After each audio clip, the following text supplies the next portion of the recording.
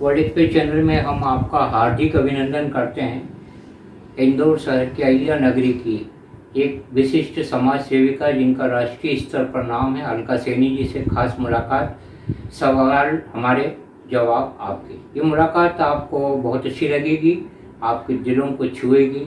इस कामना के साथ में अलका जी आपका हार्दिक अभिनंदन है। हम ये जानना चाह रहे थे आप इंदौर शहर में कब से? इंदौर शहर में लगभग 25 साल तो हो गए हैं, और वैसे शादी होकर तो इंदौर में ही आई थी मैं। तो 82 से आप कह सकते हैं कि 82 से मैं इंदौर में हूँ। आपका जन्म स्थान कहाँ? मैं छतरपुर की हूँ, बुंदेलखंड की बेटी हूँ। पिताजी का शुभ नाम? मेरे पिताजी श्री पूरन चंद जी बरोलिया जी। और माता जी? माता जी बसंती देवी। ये कैसे प्रेरणा प्राप्त हुई आपको समाज सेवा की? समाज सेवा के लिए मैं कहूँगी कि मेरे पिता से ही मैंने सब कुछ सीखा, और एक दर्द के एहसास का गुण मेरी माँ से सीखा कि वो हमेशा पिता हमेशा ज़रूरतमंदों की सहायता करते थे। वो डॉक्टर बनना चाहते थे लेकिन डॉक्टर नहीं बन पाए, तो उन्होंने गवर्नमेंट जॉब के साथ, वो कॉलेज में लैब असिस्टेंट थे केमिस्ट्री के, तो गवर्नमेंट जॉब उनकी लग गई थी। तो उन्होंने उसके बाद ये सारी चीज़ें सीखी कि कौन सी मेडिसिन होती हैं, और खुद लैब में जाके काम किया, डॉक्टर के साथ इंजेक्शन लगाना सीखा, सलाइन चढ़ाना सीखा, और वो सब चीज़ें वो फ्री ऑफ कास्ट में करते थे ज़रूरतमंद के लिए। रात को उठकर जाके इंजेक्शन लगाना, जो ज़्यादा बीमार हैं लोग। तो ये सब चीज़ें जो हम बचपन से देखते हैं, बच्चों में गुण आते हैं, तो शायद ये गुण मुझ में मेरे पिता से आया। पढ़ाई कहाँ तक आपकी? मेरा ग्रेजुएशन है, और उसके बाद फिर मैंने दूसरे विषयों की पढ़ाई की। ग्रेजुएशन भी मेरा कंप्लीट नहीं है। मैं 11th तक मेरा साइंस सब्जेक्ट था, और फिर उसके बाद मैंने आर्ट सब्जेक्ट से मैंने ग्रेजुएशन कंप्लीट, लेकिन फाइनल उसमें मेरी शादी हो गई थी। फिर उसके बाद कंप्लीट हुआ नहीं, उस समय इतना अवेयरनेस भी नहीं थी। लेकिन जब थोड़े से बच्चे बड़े हुए तो फिर मैंने ज्योतिष में किया है। मैंने ज्योतिष में यूनिवर्सिटी से कोर्स किया है 3 साल का, और फिर वास्तु ज्योतिष के साथ मैंने रेकी हीलिंग सीखी है। तो थोड़ा सा आध्यात्म की तरफ और स्वास्थ्य के लिए जो भी कुछ चीज़ें ऐसी होती हैं जो हम पढ़ते हैं, उन पढ़ाई से ही एक जिज्ञासा हुई कि ये सब विषयों में भी हमें जाना चाहिए। जी। इंदौर कैसा लगा आपको? इंदौर तो माता अहिल्या की नगरी है, और मालवा की भूमि के लिए कहते हैं ना कि डग डग पग पग रोटी डग डग नीर, और बहुत ही आत्मीय और प्यारे लोग हैं इंदौर में। कौन कौन से पदों पर रहे आप अभी हैं? मैंने समाज सेवा जब शुरू की, जब मेरे बच्चे थोड़े से बड़े हो गए, कि वो स्कूल से आके एक बच्चों की नीड होती है कि मदर चाहिए, तो कहीं ऐसा ना हो कि वो स्कूल से लौटें और मैं ना हूँ। तो ये चीज़ें मैंने बाद में शुरू की जब बच्चे बड़े हो गए और वो अपने कार्य खुद करने लग गए। मैंने समाज का पद अगर देखा जाए तो जिला अध्यक्ष से शुरुआत किया, जो पहली सीढ़ी होती है, उससे सीखते सीखते बढ़ के मैं पहली ऐसी सक्रिय महिला थी जो प्रदेश अध्यक्ष भी बनी और राष्ट्रीय कार्यकारिणी में भी आई, और फिर आज मैं ऑल इंडिया सैनी सेवा समाज संगठन की राष्ट्रीय महिला प्रमुख हूँ, और ये मेरा तीसरा बार मुझे फिर से चयनित किया गया है। इसके साथ अन्य संगठन से भी जुड़ के कार्य कर ही रही थी इन दिनों। लॉयंस क्लब में भी रही? हाँ जी, मैं लॉयंस क्लब में भी रही, क्योंकि लॉयंस क्लब में लगभग मैं 20 साल पहले से जुड़ी थी, और अभी 5-6 साल पहले तक सक्रियता थी, क्योंकि लॉयंस क्लब सेवा कार्यों के लिए जाना जाता है। समय बदलाव के साथ बहुत सारे बदलाव होते हैं जी। तो वैसा ही लॉयंस में भी बदलाव हुआ है। सेवा कार्यों के जगह अभी उसमें एक बड़ा बदलाव आया है, व्यापारीकरण कह दें या फिर दिखावा बहुत ज़्यादा कह दें। जैसे कि पेपर में आप देखते होंगे कि एक केले को देते हुए 10 हाथ लगे हुए रहते हैं ज़रूरतमंद के लिए। वैसे ही समर्थ लोग भी लॉयंस क्लब में जुड़े हैं, लेकिन वो सेवा भावना जो पहले थी, जो आज से 6 साल पहले थी, वो भावना आज नहीं रही। वो सिर्फ नाम करना है कि लॉयंस इंटरनेशनल से जुड़े हैं, दुनिया की सबसे बड़ी सेवा संस्था से जुड़े हैं, जो कहीं ना कहीं आई साइट के लिए काम करती थी, नेत्र की सुरक्षा के लिए कार्य करती थी, ज़रूरतमंद बच्चों के लिए कार्य करती थी, मूक बधिर बच्चों के लिए। तो हमने बहुत अच्छे कार्य किए इंदौर में। सारे संगठन जो इस तरह से काम कर रहे हैं उन सभी के साथ मिलके लॉयंस के साथ भी काम किया। लेकिन अब कहीं कहीं लगा कि लॉयंस के मतलब माफ़ करना बाकी लोग जो सुने लॉयंस वाले, पर ये सच्चाई है कि आप भटक रहे हैं, और भटक रहे हैं तो बहुत सारे जो सचमुच सेवा कार्य करना चाहते हैं वो लोग नहीं कर पाते हैं, नहीं कर सकते। ये आप मानती हैं कि गलत लोगों की एंट्री होती जा रही है लाइफ के? लोग गलत नहीं होते, उनकी कार्य की शैली गलत है, उनकी कार्यशैली गलत तरीके से हो रही है। एक्चुअली क्या होता है कि कहीं कुछ मछलियाँ हर जगह गंदी आती हैं तो वो उस जगह को, तालाब को गंदा कर देती है, पानी को मैला कर देती हैं। ऐसे ही आजकल ऐसे ही कई सेवा कार्य जो संगठन चल रहे हैं वो सिर्फ सरकार से पैसा लेने या एनजीओ के नाम पर जितनी चीज़ें हो रही हैं कि हर सरकार तो फ़ायदे देती है लेकिन उस ज़रूरतमंद तक जो फ़ायदा नहीं पहुंचता है, कि कहीं ना कहीं एनजीओ के माध्यम से या सरकारी अधिकारी डिपार्टमेंट के माध्यम से जो चीज़ होनी चाहिए वो चीज़ें नहीं हो रही हैं। ये एक दुख का विषय है। स्वदेशी आंदोलन से भी जुड़ी हुई हैं? हाँ, मैं स्वदेशी जागरण मंच से जुड़ी हुई हूँ और आपसे बात करते हुए बहुत हर्षित हूँ इस विषय को लेकर, क्योंकि 91 में माननीय दत्तोपंत जी थेगड़े जी जो कि भारतीय मजदूर संघ की स्थापना जिन्होंने की थी और किसान संघ की स्थापना जिन्होंने की थी, उन्होंने जब 91 में देखा कि अंतर्राष्ट्रीय बाजार का निवेश मेरे देश में बढ़ रहा है तो उन्हें गांधी जी का स्वदेशी आंदोलन याद आया, तो उन्होंने स्वदेशी जागरण मंच की स्थापना की। ये मंच है, इसमें स्वदेशी भावना से जुड़े हुए लोग, इसमें सबको आमंत्रित किया जा रहा है, क्योंकि ये संगठन ऐसा संगठन नहीं है जहाँ कुछ एक बंदिशें हों। यहाँ हर वो व्यक्ति जो देश हित की बात करता है, क्योंकि हम में से हर कोई जाकर सेना में शामिल नहीं हो सकता, हर कोई जाकर बॉर्डर पर शामिल होकर बंदूक तान कर देश की रक्षा नहीं कर सकते, लेकिन स्वदेशी भावना से देश के अंदर जो चीज़ें हो रही हैं, जो उथल पुथल हो रही है, जो देश को खंड खंड विभाजित कर रही है, उस भावना को भी हम अपने जगह अपने घर में बैठकर अपने नौकरी व्यवसाय करके अपने परिवार को पालते हुए भी उस स्वदेशी भावना के अंदर अगर आपके अंदर है तो इस मंच के माध्यम से हम देश हित की बात कर सकते हैं पुरजोर तरीके से। सरकार को क्या सुझाव देना चाहेंगे आप?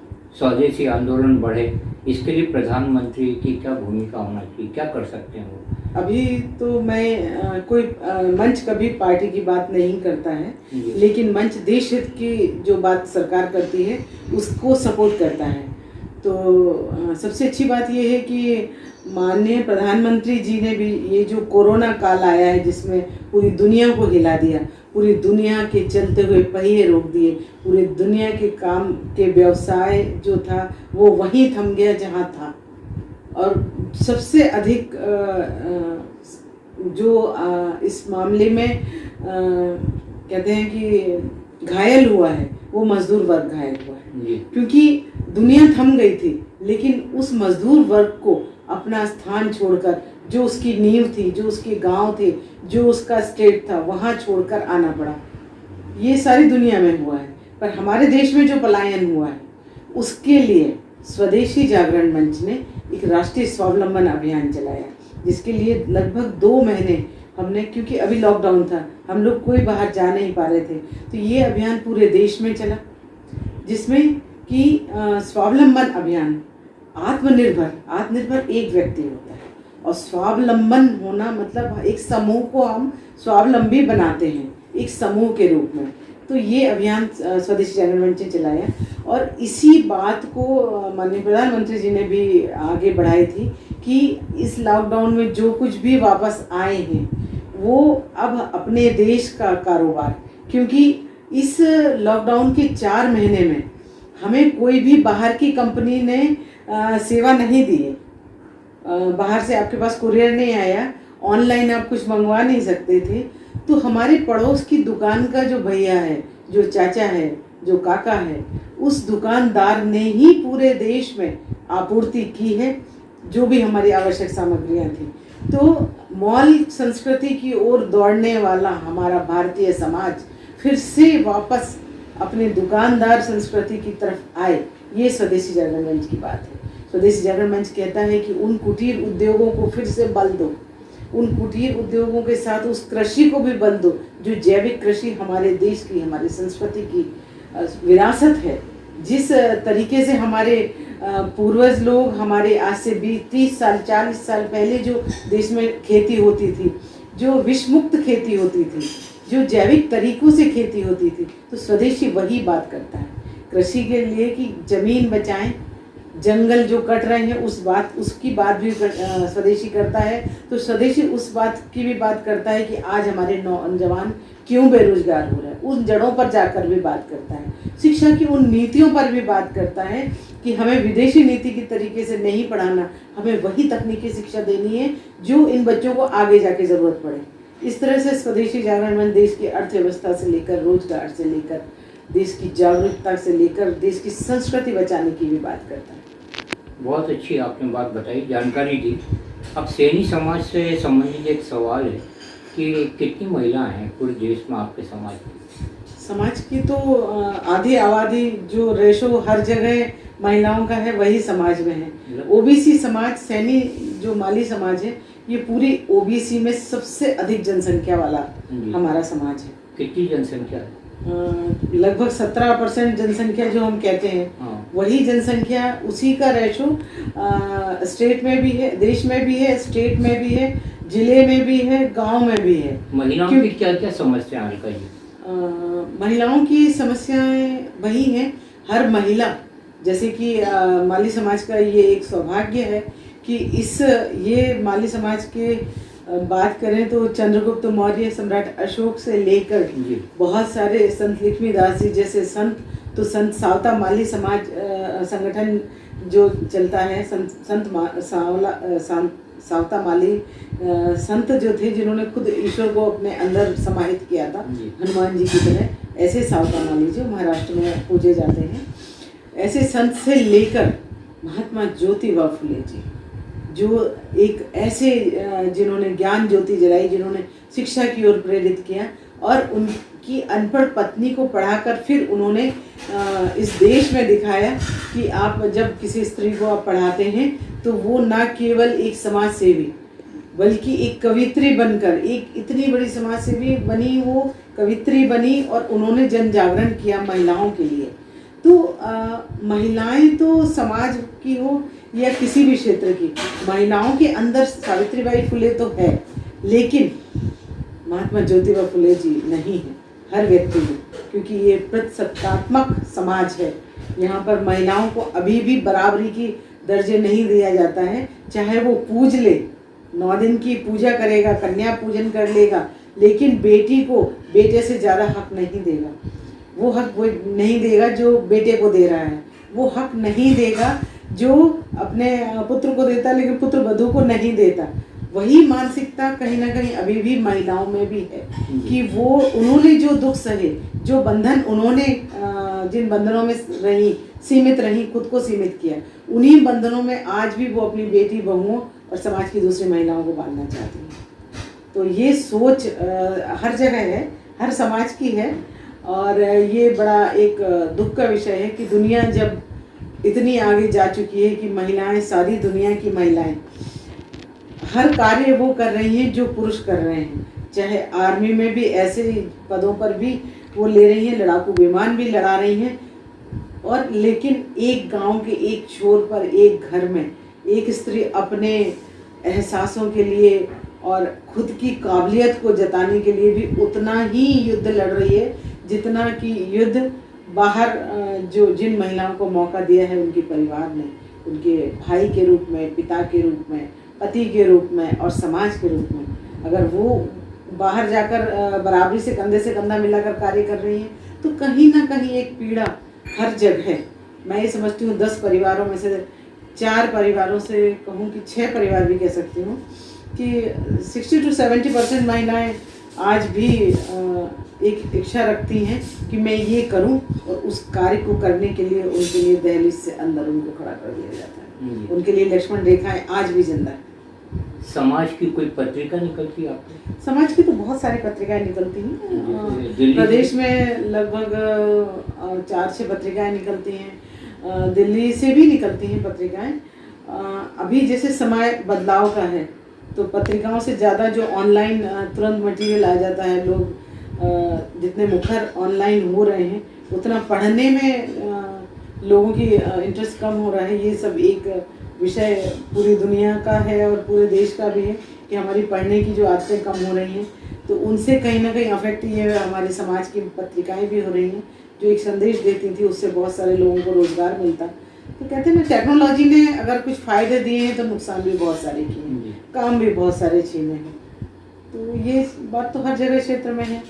और महिलाओं का दर्द तो अभी भी कायम है, क्योंकि महिलाओं को सरकार ने रिजर्वेशन तो दे दिया है, लेकिन वो रिजर्वेशन चाहे वो नौकरी उसमें भी हो, चाहे वो राजनीतिक क्षेत्र पर भी हो। राजनीतिक क्षेत्र में रिजर्वेशन देने से एक फ़ायदा हुआ है कि जो घर परिवार में जो लोग राजनीति कर रहे थे, भाई लोग या पिता, जब उन्होंने देखा रिजर्व कोटा हुआ है तो उन्होंने मजबूरी में उन बेटियों को, उन बहुओं को, उन अपनी पत्नियों को मजबूरी हो गई उनकी ये लाने की। तो मैं सोचती हूँ कि ऐसा कोटा समाज में भी निश्चित होना चाहिए कि समाज के इतने पद 100% महिलाओं को दिए जाएंगे, या जो व्यक्ति खुद सामाजिक कार्य कर रहा है उसको खुद को भी अपने परिवार से जुड़ी हुई महिलाओं को आगे लाना पड़ेगा, तभी महिलाएं जुड़ के सामाजिक कार्यों में आगे आ पाएंगी। ये कहीं ना कहीं एक ऐसा नियम कानून होना चाहिए। इतना जो परसेंटेज का जो कोटा है ना, ऐसा कोटा सामाजिक कार्यों में भी फिक्स होना चाहिए। मध्य प्रदेश सरकार द्वारा कोई आपको पुरस्कार भी मिला है? जी जी जी, जानकारी जी जी, ये सब ये कब मिला? ये 2018 में जो मध्य प्रदेश ओबीसी का राज्य शासन द्वारा एक पिछड़ा वर्ग के द्वारा जो पुरस्कार दिया जाता है, वो पुरस्कार मुझे माननीय शिवराज सिंह जी ने दिया था, सागर में दिया था ये 2018 में। और इस कार्यक्रम की आपको एक बहुत अच्छी सी चीज़ बताऊं, आपके जैसे पत्रकार लोग आए सामने, वो बोले कि आप कहाँ से हैं मैडम? मैंने कहा इंदौर से हूँ। तो वो बोले कि अरे सागर में, क्योंकि वो 6 मई थी, बड़ी गर्मी थी, बोले इंदौर और यहाँ ये बुंदेलखंड क्षेत्र में आपको बड़ा अजीब लग रहा है। मैंने कहा नहीं, मैं तो इस क्षेत्र की बेटी हूँ, यहाँ की गर्मी तो मेरे लिए बहुत ही खूबसूरत सुहानी शाम जैसी है। तो उन्होंने न्यूज़पेपर में हेडलाइन उस कार्यक्रम की ये थी कि बुंदेलखंड की बेटी को मिला पुरस्कार बुंदेलखंड में। तो ये भी एक सौभाग्य है, संयोग है, सुखद संयोग का। कुछ बाहर की यात्राएं करी आपने? बाहर को नहीं, मैं भारत से बाहर नहीं गई हूँ। और कई बार ऐसे मौके भी आए कि जाना था, लेकिन मेरा ये है कि मेरा देश ही इतना बड़ा है, मेरा देश ही इतना खूबसूरत है कि मैं इसको छोड़कर बाहर के सीमेंट कंक्रीट के उन जंगलों में क्यों जाऊं, जब मेरे यहाँ इतनी हरितवां है, इतना प्राकृतिक सौंदर्य है, इतना हमारे यहाँ संस्कृति है और हमारा धार्मिक क्षेत्र इतना पवित्र और इतना समृद्ध है कि इतनी समृद्धि को छोड़कर बाहर कहीं जाने का, क्योंकि नियाग्रा फॉल हमारे यहाँ जबलपुर में भी आप देखिए ना, नर्मदा जी का जब आप उस घाट में जाते हैं, तो ऐसे अगर हम कंपेयर करें तो हम बहुत समृद्ध हैं। जब देश की जो कहते हैं ना शिक्षा नीति पूरी दुनिया की, बिहार जो है नालंदा, वो दुनिया की इतनी बड़ी यूनिवर्सिटी जो मेरे देश की है, तो मैं दूसरी जगह देखने क्या जाऊंगी, क्योंकि हम खुद उदाहरण हैं सबसे बड़े। राष्ट्रभक्ति से अनुप्राणित इन विचारों का हम आपका स्वागत करते हैं। राम मंदिर अभी बन रहा है, कल आधारशिला रखी गई है, कैसा लग रहा है आपको? क्या प्रतिक्रिया रहेगी आपको? ये बहुत सुखद है, क्योंकि जहाँ भगवान राम का जन्म हुआ और भारत देश कहीं ना कहीं अपनी संस्कृति और संस्कृति के लिए ही पूरे देश में, पूरी दुनिया में, माफ कीजिए, पूरी दुनिया में भारत की संस्कृति है ऐसी है जिसने पूरी दुनिया को हरे रामा हरे कृष्णा कहने को मजबूर किया। तो ये जो मेरा देश है, इस देश में जब रामलला का जहाँ जन्म हुआ, अगर हम वहाँ मंदिर ना बना पाए तो इस देश में, इस भारत माता में, माता को हम किस मुंह से भारत माता की जय बोलेंगे या जय श्री राम बोलेंगे? ये आज देश में कहते हैं ना कि निशब्द कर देने वाला एक कल का जो संयोग हुआ है, सुखद संयोग हुआ है कि पूरे देश में दिवाली जैसी मनाई गई है। वहाँ अगर भूमि पूजन हो रहा था, हर घर में घंटे घड़ियाल बज रहे थे, क्योंकि हम हिंदू हैं और सनातन धर्म जो है वो कहीं नहीं कहता है कि स्त्री को आप अंदर बंद करके रखें। जब सनातन काले था तब सब चीज़ की बराबरी में स्त्री की भागीदारी थी। राम जी के साथ सीता जी, तो पहले सीता जी का नाम लिया जाता है। ऐसे ही भगवान भोलेनाथ बिना पार्वती के शव हैं। तो मेरे देश का धर्म ही कहता है कि जहाँ स्त्रियों की पूजा होती है वहीं सब कुछ है। वैसा ही ये धर्म हमारा धर्म है कि अगर अयोध्या में राम मंदिर बन रहा है तो ये मेरे देश की, जो कह सकते हैं कि होना ही चाहिए था। बहुत बड़े शब्द हम बहुत दिनों से पढ़ रहे हैं, मैं बहुत भारी भरकम उनके लिए शब्द नहीं बोलना चाहती हूँ कि राम है तो राम ही है, राम के अंदर ही सब कुछ है। अगर उसको उल्टा कर देंगे तो सब कुछ मर जाएगा। हाँ जी, बहुत अच्छे आपके विचार हैं। आप एक बुद्धिजीवी हैं। अभी आप अखबार पढ़ती हैं, टीवी देखती हैं, दूरदर्शन देखती हैं। अभी देश के सामने कोई ज्वलन समस्या है, जैसे नेपाल भारत की कई क्षेत्रों को अपना बता रहा है, पाकिस्तान भी बता रहा है, चाइना भी बुलबुला रहा है और कभी भी अटैक हो सकता है, तो कि ज्योतिषी के आधार पर विश्व युद्ध की संभावना है। कुछ चीज़ों में हम लोग ये ज्योतिष को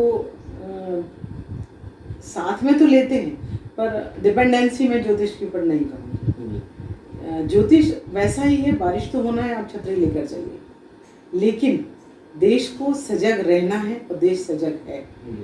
देश इन सीमा पर जो हमारी सीमा, देश की सीमाओं को जो घायल किया जा रहा है, जो अपना बनाया जा रहा है, जो कब्जा किया जा रहा है, ये नितांत ही गलत है। ये गलत है और इस बात के लिए हम स्पष्ट रूप से कह सकते हैं चाइना इन बहुत सारी चीज़ों की जड़।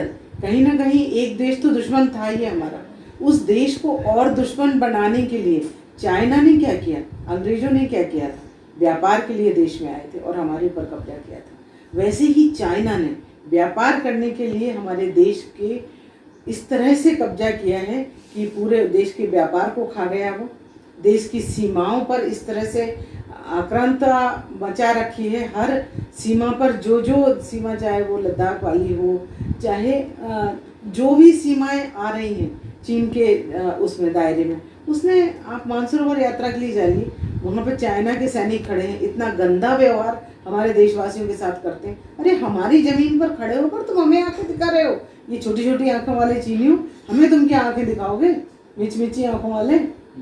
मेरे देश का जब सैनिक तुम्हें आंख दिखाएगा, तुमने तो एक बार मारा है, हम तुम्हें 100 बार ले जाके मारेंगे। और रही बात दूसरे देशों की, चाहे वो नेपाल हो चाहे वो पाकिस्तान हो, इन सबको सक्षम है हम मुंह तोड़ जवाब देने में। हमारी सेना सक्षम है और देश का एक एक देशवासी सक्षम है।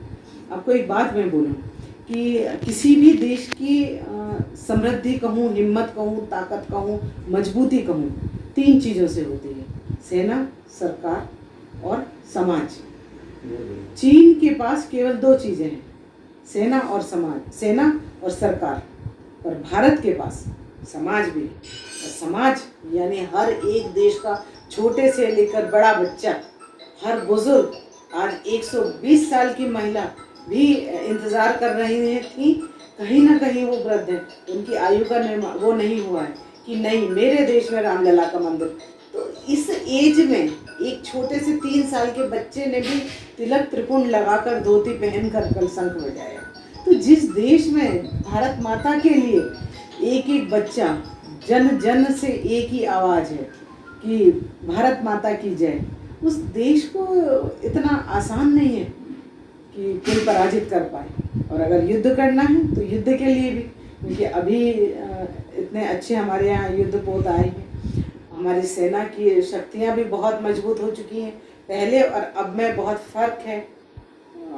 सैनिक जो हमारे इतनी विषम परिस्थितियों में हमारे लिए जो युद्ध के लिए तैयार रहते हैं, हम जब दिवाली मनाते हैं तो वो अपने परिवार से दूर सिर्फ फ़ोटो देख के बच्चों की और वो वो होते हैं हमारी त्योहार हैं और उनकी रक्षा की बात है। ये बात जो है ना, ये आज से 10 साल पहले तक बहुत मतलब एक पर्टिकुलर एक बौद्धिक क्षेत्र वाले व्यक्तियों तक सीमित थी। पर ये बात आज एक देश का मजदूर भी जानता है कि अगर मैं यहाँ शाम को बैठ के रोटी खा रहा हूँ तो मेरे देश का एक सैनिक वहाँ बैठ के वो सैनिक खड़ा है, 10 से 12 घंटे बिना हिले खड़ा है।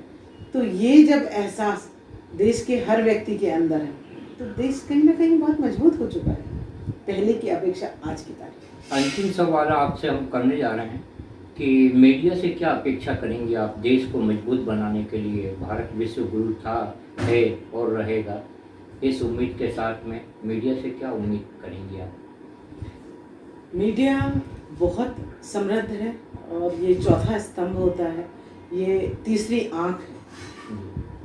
और जैसे शिव जी की तीसरी आँख जब खुलती थी तो वो कुछ बदलाव ही करती थी। मैं उस चीज़ को बदलाव करना बोलूँगी, क्योंकि भस्म होता है तो भस्म से भी कुछ ना कुछ प्रोडक्टिव निकलता है। तो मीडिया भी जब देखता है तो जो मीडिया देखे वही मीडिया बताए और जो सही स्थिति है। पर ये चीज़ मैं कहूँगी कि मीडिया पहले से मीडिया आज का मीडिया बहुत बदल चुका है। मीडिया से कहीं ना कहीं सरकार को भी जवाब देने में अपने आप को तैयारी कर रखनी पड़ती है, तो अधिकारी पक्ष को भी रखनी पड़ती है, तो व्यापारी को भी रखनी पड़ती है, क्योंकि मीडिया हर उस बात को भी पकड़ रहा है। क्योंकि आज मीडिया ही था जिसने दिखाया कि ये मजदूर जल रहा है और इसको पानी की ज़रूरत है, ये मजदूर मरा है। ये मीडिया ही थी, मीडिया ने ही दिखाया है कि देश में आज क्या स्थिति है। तो मीडिया बहुत अच्छा कार्य कर रहा है, मैं ये कह रही हूँ।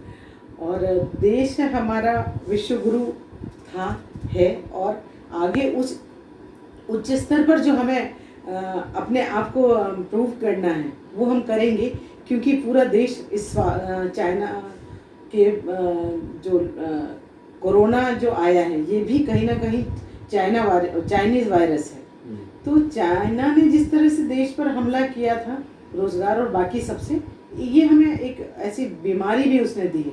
लेकिन वो कहते हैं ना कि निराशा से ही, असफलताओं से ही सफलता के सपने देखे जाते हैं। तो निराशा से जो हम अब आज के बाद का जो हमारा भारत होगा, आज के बाद के जो हमारे युवा हैं, आज के बाद का हमारा जो उद्योगपति है, आज के बाद की हमारी जो सरकार है, उसमें और पहले के में बहुत बदलाव आएंगे।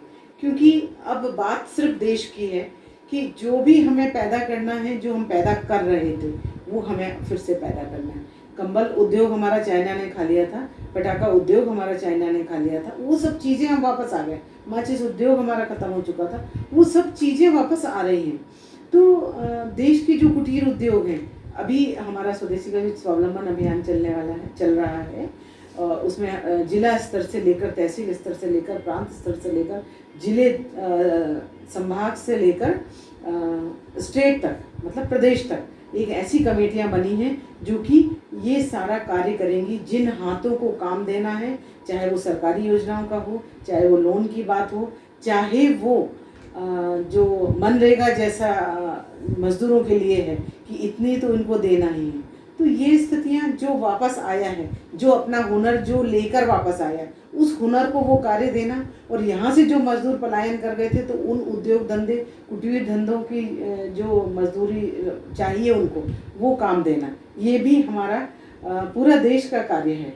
स्वदेशी जागरण मंच के साथ मिलकर पूरा देश इस चीज़ में कार्य कर रहा है। ये स्वदेशी स्वावलंबन अभियान पूरे देश में चल रहा है और एक छोटे ग्राम से लेकर पूरे बड़े शहर से लेकर प्रदेश में तो चल ही रहा है और सभी लोग इस चीज़ पे कार्य कर रहे हैं। इस चीज़ पे मैं आपको एक और चीज़ बताने वाली हूँ। हम जो आगामी कार्य करने वाले हैं कि भारत छोड़ो आंदोलन का 9 अगस्त का दिन है, उस दिन को हमने स्वदेशी जागरण मंच ने चीनी भारत छोड़ो कहा है। तो ये पूरे देश में एक एक नगर, चौराहा, ग्राम में लोग स्वदेशी जागरण मंच के जो साथी हैं, जो हम आम जन के साथ मिलकर ये बात पूरी दुनिया को दिखाएंगे, चाइनीज़ भारत छोड़ो।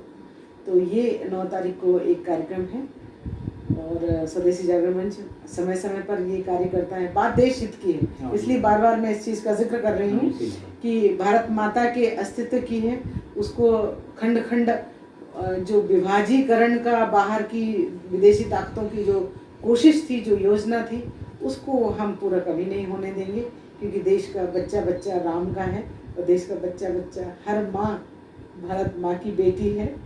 और जिस देश में ही देश का नाम ही भारत माता है कहा जाता है, तो निश्चित तौर पर उसकी शक्ति कहीं ना कहीं दूसरे देशों से ज़्यादा तो है। क्या बात, बहुत बढ़िया।